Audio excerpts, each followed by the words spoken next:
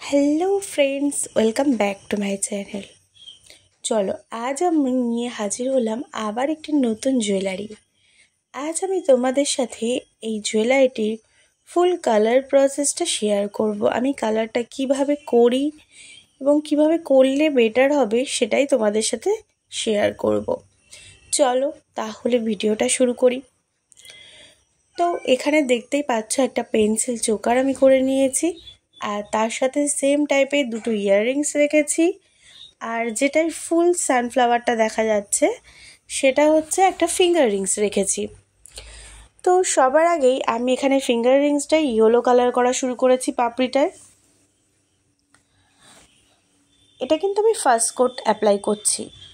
তোমাদের যাদের কালারটা একটু অনেক দিন পুরানো হয়ে গেছে তারা কিন্তু হালকা একটু সামান্য 2 ফোঁটা জল ইউজ করে নেবে। আর যাদের কালারটা একেবারে লিকুইডই আছে তারা অবশ্যই জল ব্যবহার করবে না।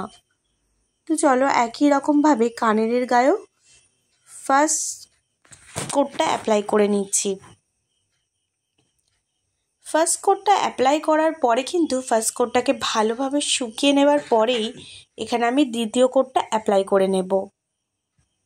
চলো একই রকমভাবে হারটিতেও আমি এখানে কালারটা করে নিচ্ছি।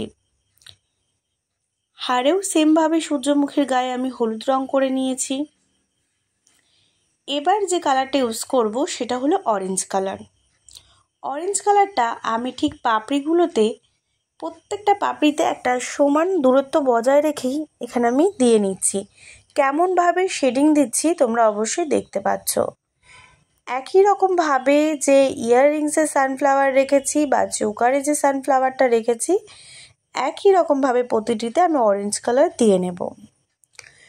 এখানে অরেঞ্জ কালার দেওয়া হয়ে গেলে এবার আমি ব্ল্যাক কালার ইউজ করব।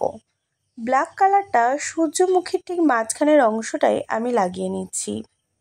তুলির ক্ষেত্রে তোমাদের বলি, তোমরা অবশ্যই জুয়েলারিতে আমরা সূক্ষ্ম সূক্ষ্ম জায়গায় রং করি, সেই জন্য তুলিটাকে একদম সরু তুলি ব্যবহার করার চেষ্টা করবে। আর অনেকটা বড় কোনো জায়গায় রং করার ক্ষেত্রে মোটা তুলি ব্যবহার করতে পারো।